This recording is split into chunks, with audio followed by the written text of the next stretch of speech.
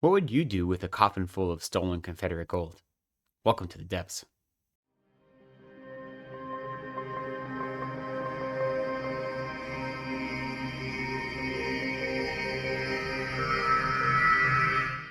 Welcome to Reading from the Depths. My name is Licton. Thank you so much for joining me again today. I have another review for you. Today it's a review of another Splatter Western. This is the newest one in the Splatter Western series called Mayhem Sam by J.D. Graves. And I actually received a complimentary copy from the publisher in exchange for an honest review, which is exciting for me because I discovered the Splatter Western series in June, I think, and I have been reading them since then, excited about them since then. So to actually be able to receive an ARC from the publisher is a great gift. So if you don't know, the Splatter Western series is a group of novels and novellas published by Dead Sky Publishing, and they are exactly what they sound like. They all start in the Western genre, and then they tweak it just a little bit. So some of them might just be pure splatterpunk, so they just turn up the violence a little bit, and they turn up the kind of graphic nature just a hair. Other stories choose to combine it with other genres. So there are vampire westerns, and there is Lovecraftian western, and a whole range of different options in the Splatter Western series, which for the most part are written by different authors.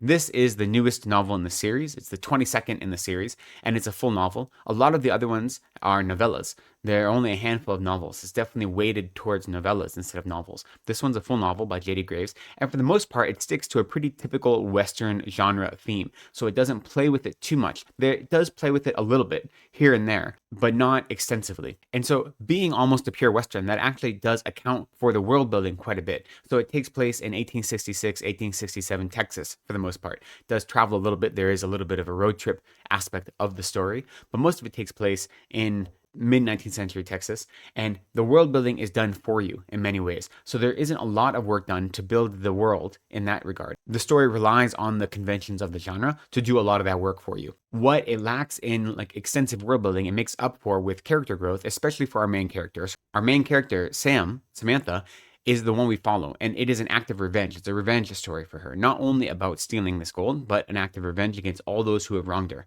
And she is traveling with her sister and her brother, and eventually with another friend, and they are trying to make their way to her aunt's house where they can hopefully find some sort of refuge or safety. And as a character, I think she is actually relatively well developed. She's interesting, she is complicated, she definitely has experienced a lot of abuse and trauma. That is how we meet her. We meet her in a state of being the recipient of this perpetual violence almost, and her actions throughout the story are spurred on by what this trauma has done to her, the resentment it has built in her, and the ways it has kind of broken her.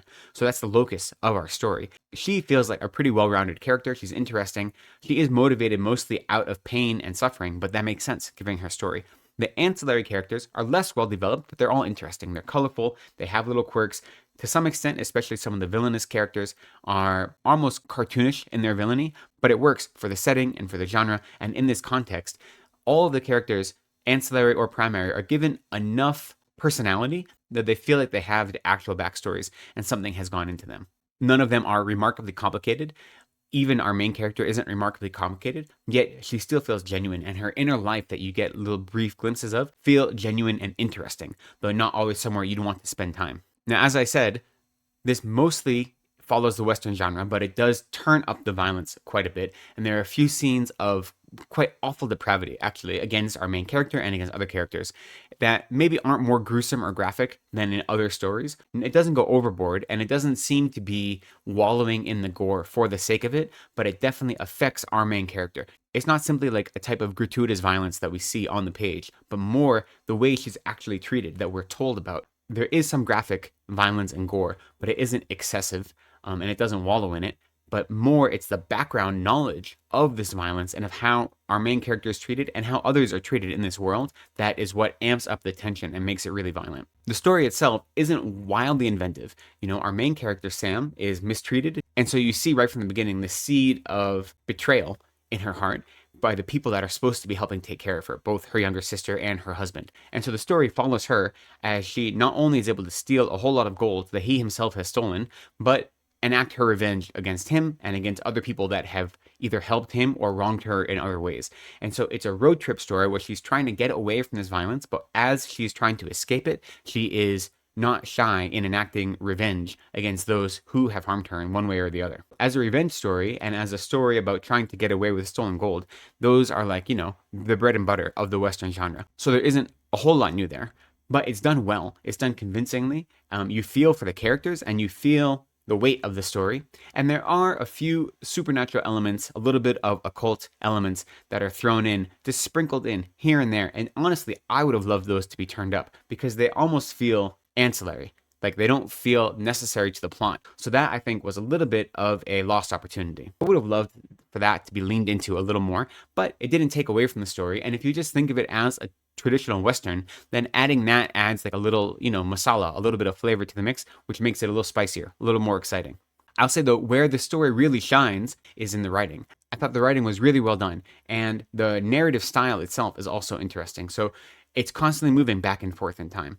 Our opening chapter begins in December of 1867, and it sets you up for events that are going to happen. So it sets the scene of a confrontation that's going to happen. Then we jump back to December of 1866, and the story then goes in two paths. So in our opening scene, we have our main character, Sam, and there are other characters in the scene with her. When we jump back to 1866, a year previous, we have Sam, but we don't have those other main characters. You find that they're in a storyline that starts in June of 1867. So then we have two storylines running at the same time. One that is in June of 1867 and one that is starting in December of 1866. So those are both running simultaneously until they intersect. And they intersect about halfway through the story. And then when those two stories intersect, and then starts happening is every couple chapters, you'll jump ahead, maybe 1 or 2 months, and Graves will set the scene for you, basically give you a preview of what is going to come.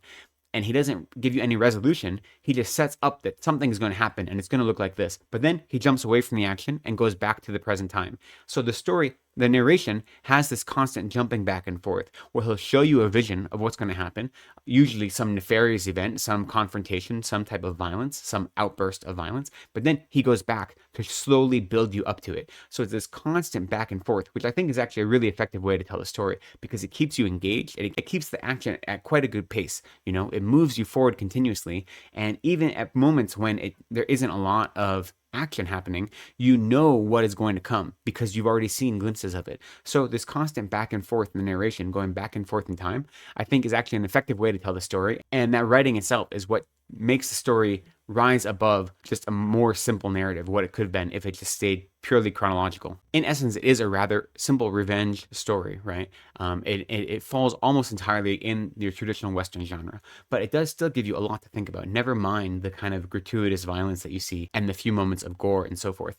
What it really, at least for me, what it forced me to reflect on is both family and loyalty and what it means to be in relationship with people that we care about and what happens when they betray us. So our main character experiences all different levels of both love and betrayal. And you see how she struggles with those because she still wants to act out of love towards others, especially those who are in her family, but having been treated so poorly, she also hates them. And so that's a constant struggle. So the idea of enacting revenge upon someone who is supposed to love you is something she struggles with. I suppose family and loyalty are pretty common themes and things to reflect on in most Westerns, or in many Westerns. Here we also have this idea of marriage, and when is marriage merely an act of ownership? And how do you navigate that as someone who believes yourself to be a free person, yet you're put into a situation where all resources are stripped from you, and the only people that you are supposed to rely on to take care of you in some way, both emotionally and financially, instead not only take everything away from you, but abuse you incessantly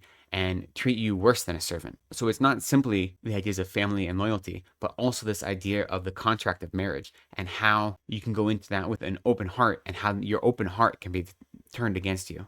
And that's what you really see in this story. You see this young woman who, in her formative years, the only attention she's receiving is mixed with violence and with abuse. And over time, she starts confusing violence and abuse with pleasure. And so the wall dividing violence and pleasure becomes permeable. And so then she starts taking joy in violence because that's the only thing she understands of being a means of pleasure or a means of release, a means of attention, of positive reinforcement. So when your positive reinforcement only comes through acts of violence, what kind of person does that create? That is the kind of essential question that I take away from the story, looking at what it means to be treated in such a way to cause you to no longer be able to distinguish between what is violence and inappropriate and what is loving attention. And when those two get mixed, how does that affect how you react to the world around you? How does that affect how you show love, how you show commitment, how you show loyalty, how you show affection when you start finding pleasure in violence? And can anything come from violence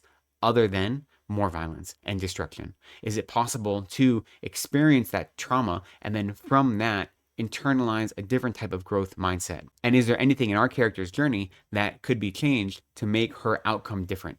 Or is it always going to be one that is pervaded by violence? Is that an inescapable prison that she's locked into because of the way she's treated? So even though it is a relatively simple story, I thought there was a lot to think about. I thought the writing was really strong. The characters were inventive and kept my attention, even if they weren't incredibly well-rounded, with the exception of the main character. I would have liked them to be a little more complicated and interesting, but they did the job they're supposed to do in this genre.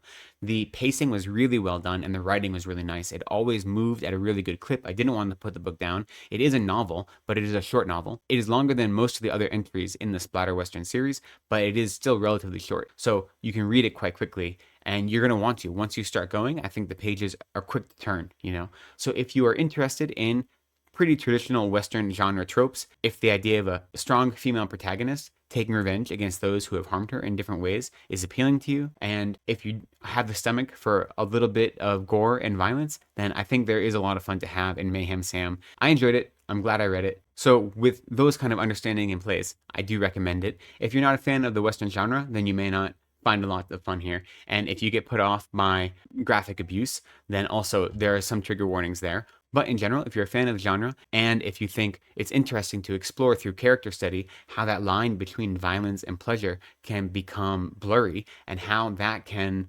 then totally change the way we relate to others in the world, then I think there's something fun here. And if you like your Westerns lightly sprinkled with some supernatural, just, a little bit of seasoning of supernatural mixed in, then this is also the book for you. That's all I have for this one. I've been doing reviews for most of the Splatter Westerns I read, and they haven't been getting a lot of traction. I think I may be one of the few people that's really excited by this series, but let me know, have you read any of them? Are any of them exciting to you? I think there is a lot of fun to be had when you're taking the Western genre and mashing it up with other genres, especially different subgenres within horror. So I'm enjoying these quite a lot. I hope you are too. Let me know down in the comments if you've had a chance to read this or any of the other Splatter Western. I'd love to hear what you think about them. But for now, thank you for spending some time with me today.